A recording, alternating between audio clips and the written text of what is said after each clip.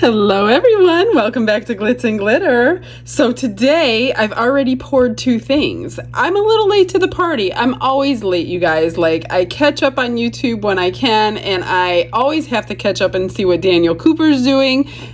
Excuse me. And he did a really cool technique, so of course I have to try it. So it's my turn to try. So the couple things that I noticed and I didn't want to do. So he did the little octopus and he had to sand all that down to get a matte finish, and I'm like, I don't want to sand. I don't like to sand anything. What do I have that's matte finish? So this one was a matte finish, so I'm hoping it doesn't come out shiny for some reason. This is my Stingray. I wanted to do two of them, and I chose the Stingray because I thought it would be a really cool effect on how he did it. And if I do have to like sand the Stingray, it would be an easy sand because there's not like many parts. Most of it's flat, and then the tail. So if you didn't see his video, check out Daniel Cooper's YouTube channel. It's not too far back, although probably 2 weeks ago by the time you're seeing this. Like I said, I'm late to the party all the time.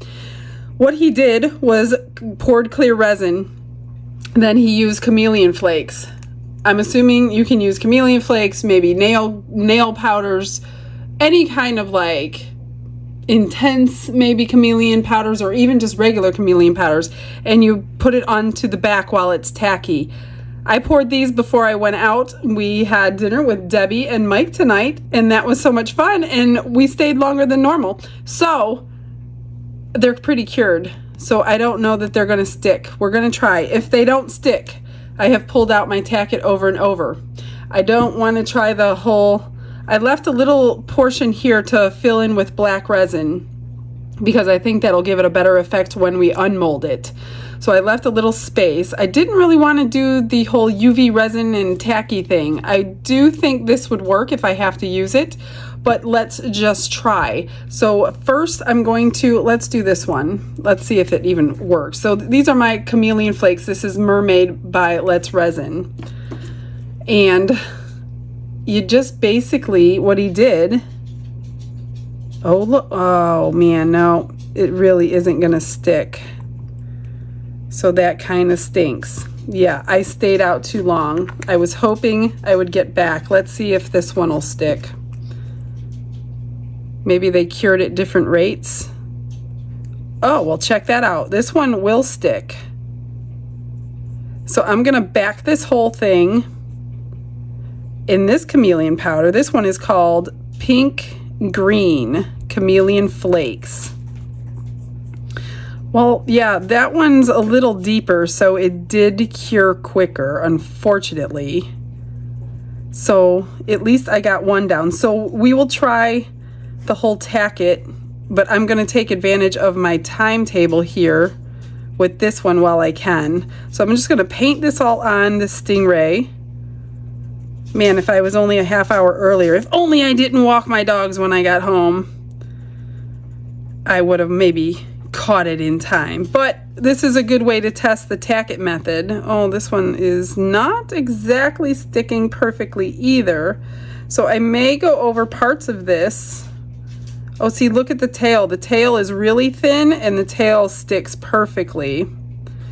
So it totally depends on your timing. I used my epoxy resin for these because I knew I was going out and I wanted a long cure time so I could come home and do this. But I'm just gonna paint on as much that will stick. Like these shallower portions here are not as cured as the center where it's deeper. So I will be trying my tack it method, and hopefully it will work just as well. So let's just move this out of the way, and I will put these aside until later. And this tack it glue, it does not take very long at all to dry. It'll dry clear and it'll be tacky. And then we will try to put them on, and hopefully it'll be perfect. Hopefully it'll be the same as the UV resin technique. So I'm just gonna squeeze out a little bit if it's opened. Is it not opened? Is this my new one? No, it's just clogged. We'll just use it from here. And you don't need a lot, just a thin layer. And I'm just going on this one where it didn't stick. Everywhere else it stuck really well. But this one, I'm gonna go over the whole thing, let it dry, then we'll put on the flakes, and then I'm going to back them with black and let them cure overnight. That way we'll be working with a solid piece tomorrow. All right, I will be back as soon as it's dry. All right, it's time to put the rest on. Let's hope it sticks, which I don't see why it wouldn't. And it does. You know how I got it dry really quick? I took my heat gun to it. I'm sitting here watching paint dry. I'm like, why am I doing this? Like, there must be a way to get this dry while I'm standing here. So I took out my heat gun and it worked in like seconds. I just didn't have the patience to wait for that tonight. So look at that. Tack it method works, you guys. So you don't have to mess around with UV resin, especially if you don't even own UV resin. You will want it though for the top little bits and pieces that you're going to be putting on. That's the whole point of his experiment. Was pretty cool in the end. All right, let's do this one. This one's got some pinks and oranges and blues. This is really pretty. Look at that, it goes on beautiful.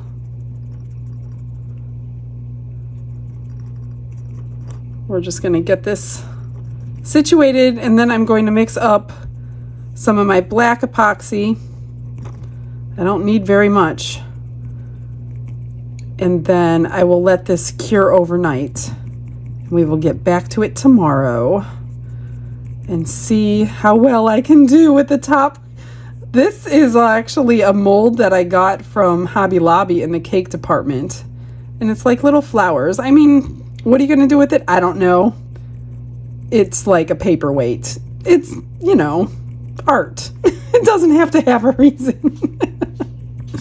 But I wanted to try like a mold that was matte. I did not really want to have to sand and sand and sand. I hate sanding. And I knew I wouldn't have the heart to ask Don to do this for me. He would do it if I asked, but I didn't want him to have to do that for me. So look at how beautiful that went on. That is amazing. So if you need something tacky and you let it go too far, there's your answer. Tack it over and over. Let's just hope. No, I don't think you'll see the brush marks at the end of the project because it will be like matte and shiny. If you didn't see his video, go back and watch it, and you'll know what I'm talking about. So this set is 5 different colors that I got in that set, and it came with the brush too. Everything I use is linked below. So I'm just gonna mix up some black resin and get it poured on the back. All right, I just mixed up 2 ounces. Not too worried about the bubbles in there. I'm sure this is probably too much, but I just want a back coat on it. A permanent back coat. I don't want to have to coat it later because I know Daniel has already like done all that. Like it's automatic black coating for him. So I'm taking his word for it, which is true. It'll make all these colors much more bright through the actual piece when we're finished. So I'm not even going to question that. I need to get it down this tail. I haven't made this stingray in so long. And I know this mold is shiny, but like I said, it's mostly a flat body, and when I do have to sand it, it's not going to be too terrible. And yes, I mixed up way too much. I probably could have done 1 ounce. This one I could dome a little bit so I don't have to trim. But definitely have extra.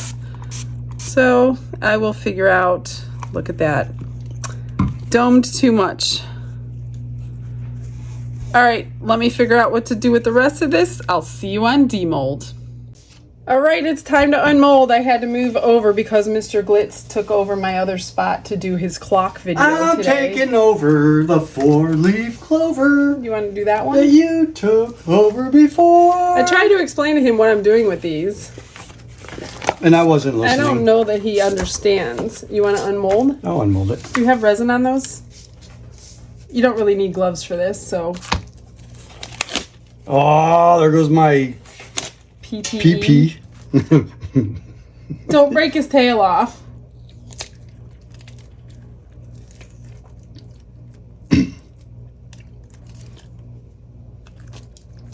Oh, came out pretty easy.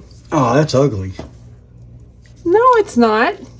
So, right off the bat, I see I forgot his wings and his mouth need color. So this might not have been the best choice.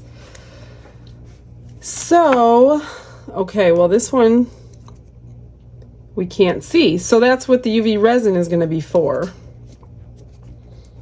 But it's in there. Let's hope it works. Honey, What? can you sand him down for me?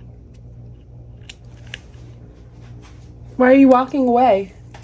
I wasn't walking, I was running. No, you got to use like 1,000 grit. Otherwise, you'll see all the scratch marks. Hang on. We'll be right back. It's been like 45 minutes and we both were sanding it.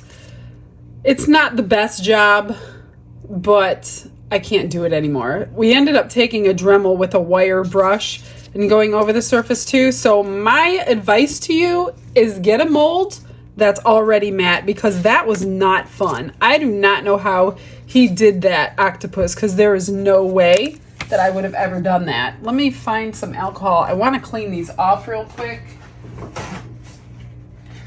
So we have a clean surface. And hopefully after all of this trouble, mine look decent like his. This one's not the greatest, but maybe I can hide the flaws. I don't know, with the UV resin, we'll see. I thought this one was going to be easy, but it actually has more curves on its wings and the tail than I ever remembered. So, like I said, it's been quite a while since I've made this mold. And I'm usually trying to shine all my stuff up, not dull it down. So this was different for me. All right, what I did, I have my high viscosity UV resin in here. And, oh, I need to let this dry. I've got my UV light flashlight over here, because what you're gonna wanna do, I'm guessing, like I said, I've not done this before, so I'm guessing you're gonna wanna cure it quickly so it doesn't drip. That's why I'm using the high viscosity, because it's a lot thicker than the normal one. So I'm just gonna use my little scribe, and let's just, so, of course there's glitter on it. I'm just going to put this aside, because when I put my light on, I don't want, I want some dots on the top because of the flower. Again, this is like a labor of love, because I do not even know if this is going to work.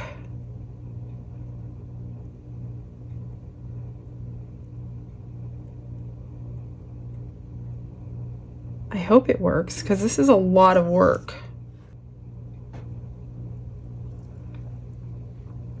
Oh, sorry guys, I didn't know I was out of the camera.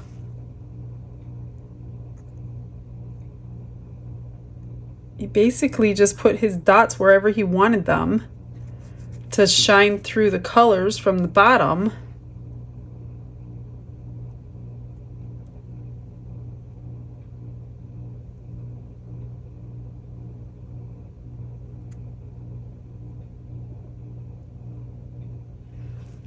I think I'm going to get those cured real quick. Not really fully cured. I could put that under the UV light, but just to set so they don't spread. I'm not completely in love with this project. This needs to be a little deeper so my stick doesn't keep hitting the bottom.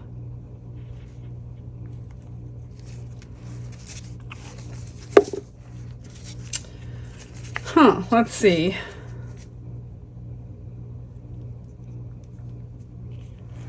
I wanted to go down these lines in the center of the flower. Kind of like that. Oh gosh, you guys, I'm sorry, I'm not in the right spot for my camera. I don't like this camera stand. Kind of like that. Let's do a couple and then get them cured.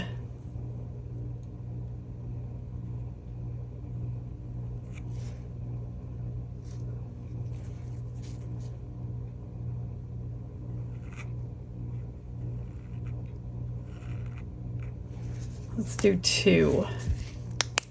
I'm going to cure it away from my pot of UV resin.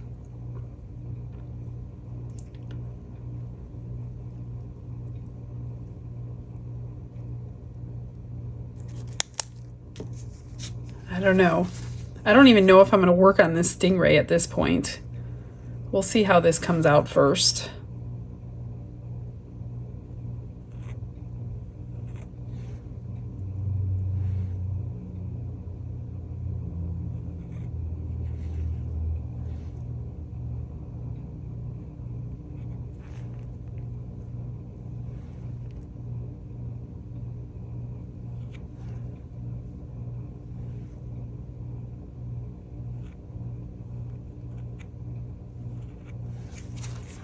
Do 2 at a time.